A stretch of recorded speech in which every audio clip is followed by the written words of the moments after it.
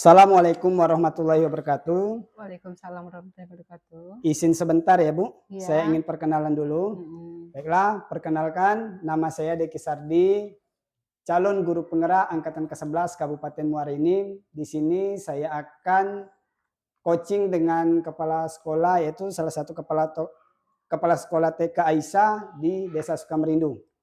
Untuk itu, Bu, saya di sini akan mengoching tentang masalah atau mengidentifikasi kasus-kasus yang merupakan dilema etika atau bujukan moral ya Bu. Iya, Jadi di sini saya permisi sebentar ya Bu, minta waktunya ya Bu. iya, iya. Kita langsung saja ya Bu untuk mempersingkat waktu ya Bu. Selama ini bagaimana Ibu dapat mengidentifikasi kasus-kasus yang merupakan dilema etika atau bujukan moral Bu? Oke. Saya mengamati dulu suatu permasalahan yang terjadi, mengumpulkan informasi yang faktual, dan menentukan suatu keputusan mengacu berdasarkan peraturan tersebut. Hmm. Seperti itu. Jadi menginformasikan dulu dan Hmm, mencari aturan-aturan yang mengacu kepada kasus-kasus kasus tersebut. itu. Ya. Iya, Oke Bu. iya. Selanjutnya Ibu, Itu. selama ini bagaimana Ibu menjalankan pengambilan keputusan di sekolah Ibu, terutama untuk kasus-kasus di mana ada dua kepentingan yang sama benar atau sama-sama mengandung nilai kebajikan Bu? Oke. Di sini dalam permasalahan keputusan, mengambil keputusan ini harus selalu dikembalikan semuanya pada aturan. Setiap pengambilan keputusan, saya selalu mengalihkan hubungan dengan rekan sejawat, rekan kerja, memastikan bahwa keputusan tersebut benar-benar dipahami dan karena itu selalu ada alasan di balik suatu kejadian. Jadi dikembalikan ke aturan harus Iya, berkoordinasi dulu dengan dengan teman rekan sejawat. sejawat Oke. tadi. Terus ya Bu, Iya. langkah-langkah atau prosedur seperti apa yang biasa Ibu lakukan selama ini Bu? Kak, pertama saya akan mencari informasi terlebih dahulu. Mm-mm. Terus saya akan datang ke lapangan. Terus terjun langsung ke lapangan dan wawancara dari berbagai pihak. Lalu setelah itu saya menganalisis untuk kembali keputusan yang terbaik. Ya. Iya. Jadi kita harus mengumpulkan informasi Iya, dulu, terus sudah betul. mengumpulkan informasi, mewawancarai yang Iya. berbagai pihak ya Bu. Seperti Lalu itu. setelah itu menganalisis untuk mengambil keputusan yang terbaik. Iya.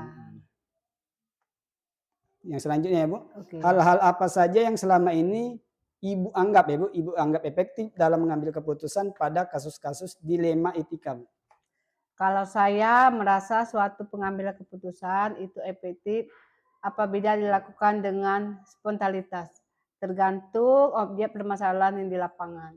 Saya juga mengobrol dengan tim manajemen sekolah, jajaran waka atau kalau saya punya atasan karena saya sekolah jadi punya atasan, dengan guru-guru senior, dengan rekan kerja, dengan pandangan supaya ada keputusan yang bersama. Oh, Gitu. jadi pengambilan keputusan itu harus dilihat dari permasalahan di lapangan ya Iya. Bu, terus diobrolkan dengan Mhm. tim di sekolah tersebut ya Bu? Iya.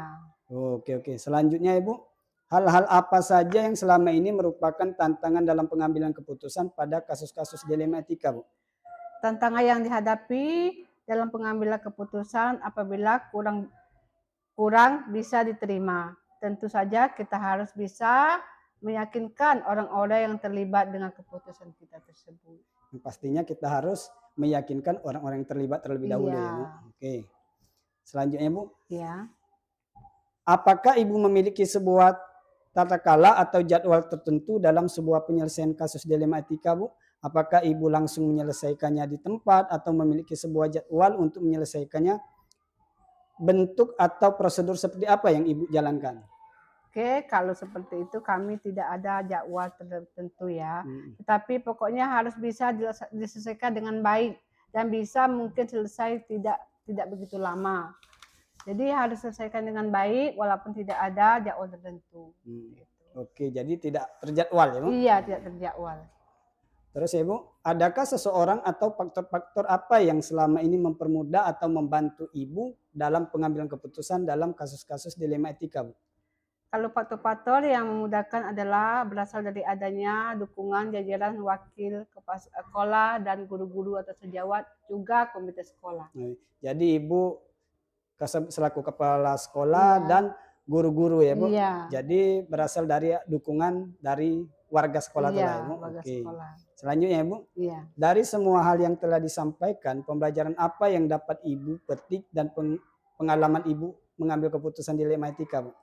Pengalaman adalah guru yang terbaik, di mana kita belajar dari berbagai kejadian untuk setiap kasus permasalahan yang terjadi di lapangan. Yang pasti harus adalah guru yang terbaik Iya, dan terbaik. pelajaran kasus-kasus yang pernah terjadi di lapangan Iya. harus diselesaikan dengan keadaan yang pasti dengan keadaan dingin, tidak Iya. panas, Ibu. Iya. Oke, mungkin ini saja, Ibu. Pertanyaan-pertanyaan tentang kasus-kasus, Ibu. Iya. Sebelumnya saya berterima kasih, Ibu, karena di sini adalah tugas saya untuk melengkapi tugas-tugas dari calon guru penggerak. Saya minta doakan ke Ibu, semoga kami lulus semua angkatan ke-11 dan mendapat nilai yang bagus, Bu. Amin, amin Rabbil alamin. Semoga sukses ya. Ya, amin, Bu. Mungkin ini saja ya, Bu. Akhir kata saya ucapkan terima kasih sebesar-besarnya kepada Allah. Kita sama-sama mohon ampun. Saya akhiri. Wassalamualaikum warahmatullahi wabarakatuh. Waalaikumsalam warahmatullahi wabarakatuh.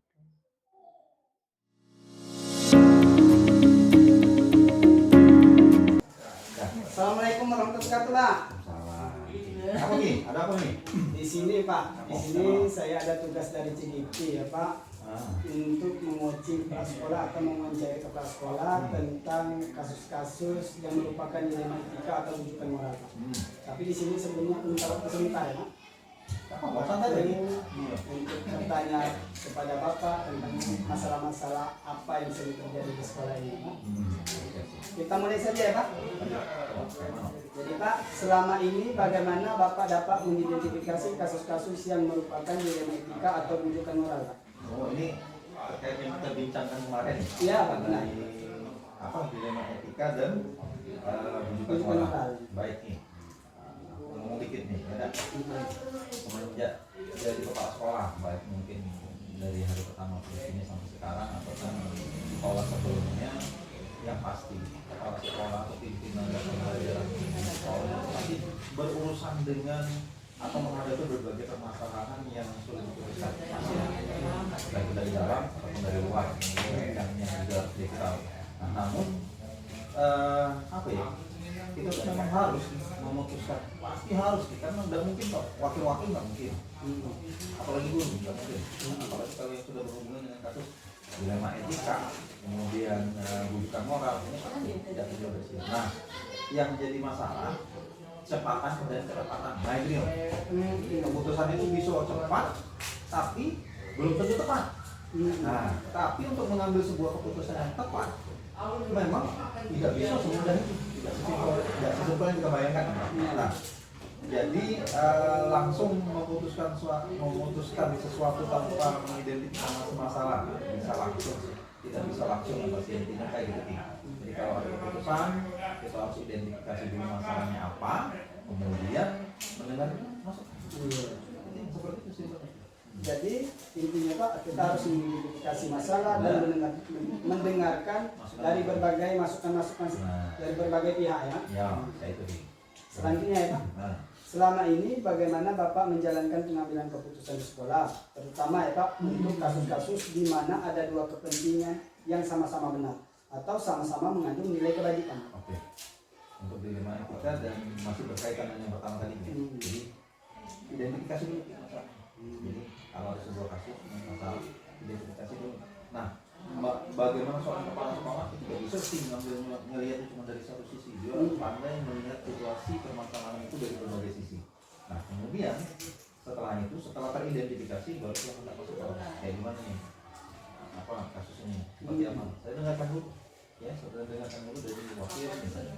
Kemudian setelah itu baru saya ngambil hal yang baik untuk sebuah keputusan. Nah, namun ada lagi nih, kita tidak mungkin bisa setelah itu diputuskan, tidak mungkin pasti itu tidak memuaskan semua pihak. Jika kasus tidak memuaskan semua pihak yang bertikai, misalnya, nah yang pasti keputusan itu mungkin akan menjadi terbaik untuk di A, di B, tetapi untuk kedepannya, untuk kebanyakan semuanya itu menjadi baik. Makanya nanti kita biasanya apa ya, jika dihadapkan dengan dua kepentingan itu, kita sama-sama duduk kemudian ngambil keputusan Jadi mengambil keputusan sesuai aturan dan biasanya disepakati dalam rapat. Ya? Benar. Selanjutnya ya Pak, langkah-langkah atau prosedur seperti apa yang biasa Bapak lakukan selama ini Pak? Ya, balik lagi nih, kayak yang ngomongin tadi di sebelumnya, identifikasi masalah yang tadi, kemudian saya kumpulkan orang-orang yang berkaitan, misalnya mungkin ke guru-guru, wakil kepala sekolah, mungkin boleh bisa jadi pembina atau mungkin wali kelas, bisa permasalahannya munculnya di kelas misalnya, gitu kan. Kemudian nanti kita rapat dulu ngomong. Jadi rapat ini bukan berarti juga harus rapat seluruh guru seperti di ruangan yang seperti kita sering rapat bulanan apa enggak, bisa di ruangan saya saja, saya panggil wakil-wakilnya misalnya, atau mungkin saya panggil wali kelas yang berhubungan dengan kasus tersebut. Nah, kalau nanti dari hasil pembicaraan rapat itu ternyata tidak juga mendapatkan keputusan, maka biasanya kita ambil sebagaimana suara terbanyak. Nah, suara terbanyak ini walaupun sudah disepakati, tetap nanti catatan dulu. Catatannya apa? Bahwa keputusan yang diambil hari itu harus disepakati oleh semua pihak. Nah, itu catatannya. Jadi keputusan diambil secara voting, tetapi dengan catatan harus disepakati oleh semua. Dilakukan dengan voting, tapi disepakati dari semua pihak. Ya, Oke, selanjutnya Pak. Oke. Hal-hal apa saja yang selama ini Bapak anggap efektif dalam pengambilan keputusan pada kasus-kasus dilematika? Untuk kasus seperti ini sih biasanya dikatakan efektif itu jika kami kan pemimpin ya. Kalau pemimpin itu kan biasanya punya keinginan, aku maunya kasus ini selesainya begini. Tapi belum tentu teman-teman dulu kan seperti itu. Nah, dikatakan efektif jika apa keinginan saya, kemudian keinginan guru itu terakomodir oleh keputusan yang dibuat. Jadi intinya yang Bapak inginkan guru-guru bisa satu suara dan sejalan, itu intinya ya Pak.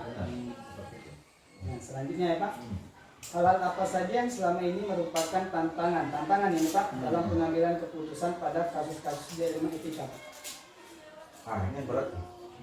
Kenapa saya katakan yang berat? Karena biasanya di sekolah itu ini kan berhubungannya dengan personal, dengan orang per orang.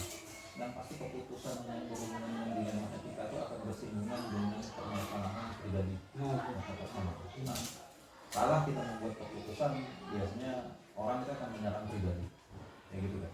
Dan penilaiannya kembali ke pribadi.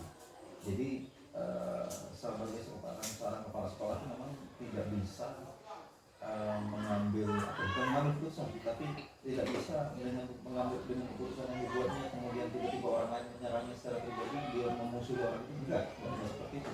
Tapi dihadapkan kita tuh begini, kalaupun nanti keputusan ini bisa mengcover semua keinginan guru, kepala sekolah, kemudian guru, kemudian warga sekolah yang lain, dan itu berhadapan dengan dengan kepentingan saya, kepala pelaku, nah itu baru tantangannya. Jadi karena kita memutuskan, tapi mereka nggak setuju, teman-teman itu nggak setuju. Nah itu tantangannya di situ, bagaimana nanti kepala sekolah bisa akhirnya mengambil keputusan mungkin tidak enak di diri dia, mungkin tidak enak di dirinya sendiri atau saya sendiri yang enak, tetapi karena ini kepentingannya untuk kepentingan bersama, maka saya harus memutuskan. Jadi lebih ke arah personal. Jadi tantangan yang utama Bapak bersifat personal ya Pak? Oke. Yang selanjutnya ya Pak, Apa itu? apakah Bapak memiliki sebuah tata kala atau jadwal tertentu dalam sebuah penyelesaian kasus dilematika? Apakah langsung menyelesaikan di tempat atau memiliki sebuah jadwal untuk menyelesaikannya? Bentuk atau prosedur seperti apa yang Bapak jalankan? Sebenarnya kalau seperti itu lihat dulu kasusnya, atau permasalahannya berat atau enggak. Kalau permasalahannya atau kasusnya ringan, kita bisa cepat lihat apa identifikasi masalahnya, kemudian mendengarkan dari beberapa pihak, oke, sudah kita putuskan, cepat bisa. Tapi kalau permasalahan itu jadinya lebih rumit dan kompleks, maka kita butuh waktu yang pasti. Identifikasi itu nggak bisa secepat yang kita bayangkan. Melihat sebuah permasalahan dari berbagai sisi itu kan mudah. Apalagi kita juga harus mengumpulkan berbagai masukan dari orang-orang yang memang kita anggap akan mendukung keputusan kita nantinya.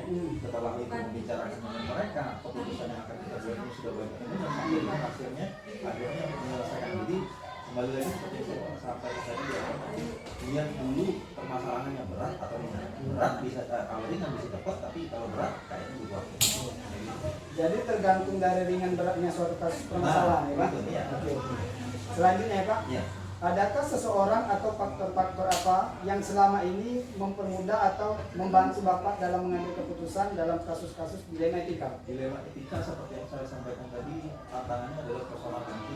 Jadi kalau persoalan nanti itu tuh butuh orang yang bisa mengerti kita sebelum mengambil keputusan. Jadi yang pertama kita sudah banyak keluarga. Nah, kemudian yang kedua di lingkungan kerja kita, tapi bukan semuanya. Kan kita punya tim. Iya. Ya seperti itu kita tahu punya wakil, punya pembina, kita tingkat seperti itu. Nah dari mereka lah itu yang menjadi apa ya, yang membuat saya itu bisa mengambil berbagai keputusan, baik itu yang terutama di dilema etika. Setiap mengambil keputusan terkait penyelesaian kasus-kasus yang ada mereka. Mereka orang-orang yang penting dalam keputusan, dalam pembuatan keputusan. Ya, terutama dukungan keluarga dan tim sekolah, baik guru, baik operator, baik jadi seluruh warga sekolah ya. Selanjutnya Pak, dari semua hal yang telah disampaikan, ini yang terakhir ya Pak. Pembelajaran apa yang dapat Bapak petik dari pengalaman Bapak mengambil keputusan dilema etika? Dari perjalanan kapal sekolah sih, memang banyak hal yang saya pelajari ya. Tidak saja dari karena pengalaman setiap orang pasti berbeda. Ketika saya di sekolah sebelum ini, kemudian ketika saya ada di sini sampai dengan hari ini, juga berbeda. Kemudian dengan kondisi sekolahnya yang tidak terlalu besar, sekolah itu kecil ya. Namun karena budaya kebiasaan, kemudian ya, yang ada di sini, yang ada di sini menentukan bagaimana akhirnya kita harus membuat keputusan. Saya menyesuaikan itu, bisa membuat keputusan saya haknya saja tanpa mempertimbangkan hal-hal yang disebut. Jadi mungkin itu Pak yang saya dapat selama saya menjadi kepala sekolah dalam pengambilan keputusan yang menurut ditanyakan tadi berhubungan dengan dilema etika. Jadi dengan melihat kondisi sekolah yang tidak terlalu besar ini ya Pak, dan berada di daerah dan kebiasaan-kebiasaan kultur di tempat menunjukkan bagaimana kita mengambil keputusan. Mungkin ini saja ya Pak. Sebelumnya saya ucapkan terima kasih Bapak telah bersedia saya wawancarai atau soal coaching. Lebih dan kurang saya mohon maaf ya Pak. Kepada Allah kita sama-sama mohon ampun Pak. Saya akhiri, wassalamualaikum warahmatullahi wabarakatuh. Terima kasih.